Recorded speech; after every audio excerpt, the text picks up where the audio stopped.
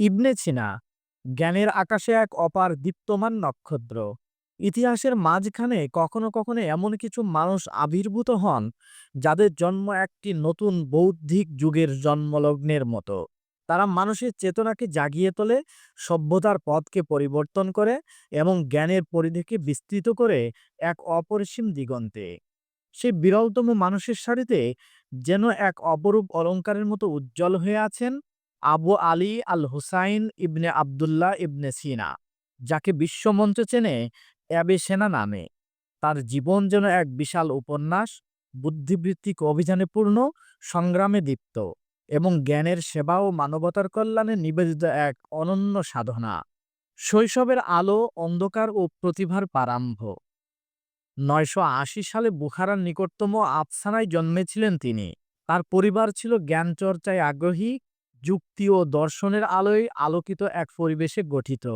শিশু ইবনে সিনার মন ছিল অদ্ভুতভাবে অনুসন্ধিৎসু, যেন পৃথিবীর প্রতিটি জিনিসই তার কাছে এক রহস্য, যা না জেনে তিনি শান্ত হতে পারেন না। মাত্র ১০ বছর বয়সে কোরআন মুখস্থ করেন তিনি। তারপর একে একে অঙ্ক, জ্যোতির্বিজ্ঞান, যুক্তিবিদ্যা, দর্শন এসব শাস্ত্রের জটিলতম বিষয়গুলো তিনি এমন সহজে আয়ত্ত করতে থাকেন যেন এগুলো তার সামনে বর্ণমালার মতো সরল। শিক্ষকরা প্রায়শই বলতেন, এই বালকের মস্তিষ্ক আল্লাহর এক বিশেষ দান। কৈশোরেই তিনি বুঝতে পারেন শুধু পাঠ্যজ্ঞান দিয়ে তার তৃষ্ণা মিটবে না। জ্ঞানকে তিনি দেখতে চান গভীরতর স্তরে, বুঝতে চান মহাবিশ্বের অভ্যন্তরীণ সুর ও স্থাপত্য। তিনি বলেছিলেন, আমি যখনই কোনো জটিল বিষয় বুঝতাম তখন মনে হতো বিশ্বজগৎ আমার সামনে নতুনভাবে উন্মোচিত হচ্ছে। এই উন্মোচনের পথে তিনি রাতের পর রাত কাটাতেন বইয়ের পাতায়, আকাশের নিচে দীর্ঘ চিন্তায় এবং নীরব গভীর ধ্যানের মতো গবেষণায়। ১৬ বছর বয়সে তিনি চিকিৎসাবিদ্যার অধ্যয়ন শুরু করেন, কিন্তু লিখলেন শুধু পাঠ্যজ্ঞান নয়। তিনি পর্যবেক্ষণ করলেন রোগীর আচরণ, দেহের পরিবর্তন, চিকিৎসকের ভুল এবং প্রকৃতির নিজস্ব নিরাময়। ১৭ বছর বয়সে তিনি বুখারার রাজাকে এক জটিল রোগ থেকে সুস্থ করেন। এই সাফল্য তার জন্য খুলে দেয় বিশাল দরজা, রাজকীয় গ্রন্থাগার। এই গ্রন্থাগার ছিল যেন জ্ঞানের গঙ্গা, যেখানে বিশ্বের বিভিন্ন সভ্যতার জ্ঞান, বিজ্ঞান, দর্শন, চিকিৎসা সব একত্র হয়েছিল এক মহা ধনভাণ্ডার। ইবনে সিনা প্রতিদিন ঘন্টার পর ঘন্টা এই গ্রন্থাগারে কাটাতেন এবং অল্প সময়ের মধ্যেই তিনি হয়ে ওঠেন তার সময়ের সর্বশ্রেষ্ঠ চিকিৎসক। চিকিৎসা শাস্ত্রে তার শ্রেষ্ঠ কর্ম আল কানুন ফিত তিব, যা বিশ্বের মেডিসিন ইতিহাসে এক অমর রচনা। এই গ্রন্থ শুধু একটি বই নয়, একটি চিকিৎসাবিদ্যার মহাকাব্য। এখানে তিনি রোগ নির্ণয়ের বিজ্ঞানকে সাজিয়েছেন ধাপে ধাপে, বর্ণনা করেছেন মানবদেহের প্রকৃত গঠন, চিহ্নিত করেছেন সংক্রামক রোগের ধারণা, উল্লেখ করেছেন মানসিক রোগের উৎস এবং তৈরি করেছেন ঔষধ বিজ্ঞানের এক বিস্তৃত সূচিপত্র। ইউরোপের এই বই ৬ শতাব্দী পাঠ্য বই হিসাবে গৃহীত হয়।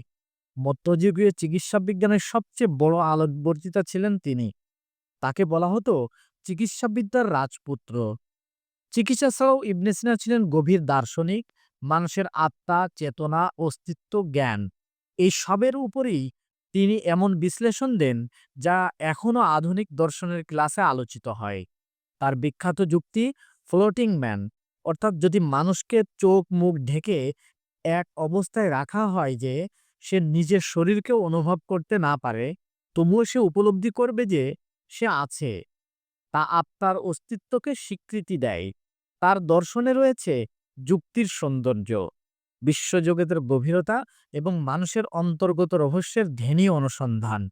ইবনে সিনার জীবন কখনো সরল ছিল না। রাজনীতি তাকে বারবার টেনেছে দুর্দশার দিকে। তিনি কখনো মন্ত্রী হয়েছেন, কখনো রাজ চিকিৎসক, আবার কখনো রাজনৈতিক ষড়যন্ত্রে বন্দী পর্যন্ত হতে হয়েছে। কারাগারের অন্ধকার কক্ষে বসেও তিনি থামেননি। সেখানে বসেই তিনি রচনা করেন কয়েকটি গুরুত্বপূর্ণ গ্রন্থ। তিনি বলতেন, মানুষকে বন্দী করা যায়, কিন্তু তার চিন্তাকে বন্দী করা যায় না।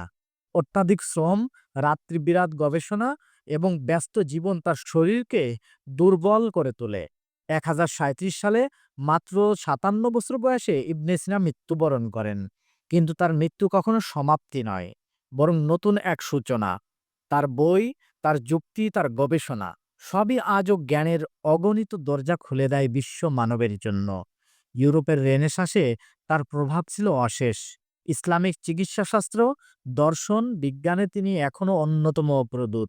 তার জীবন যেন শেখায়, জ্ঞান এক অনন্ত ভ্রমণ, যে হাঁটতে জানে মহাবিশ্ব তার সামনে পথ খুলে দেয়। ইবনে সিনা শুধু একজন চিকিৎসক নন শুধু দার্শনিক, তিনি ছিলেন মানব সভ্যতার এক নক্ষত্র, যার আলো আজও আমাদের পথ দেখায়।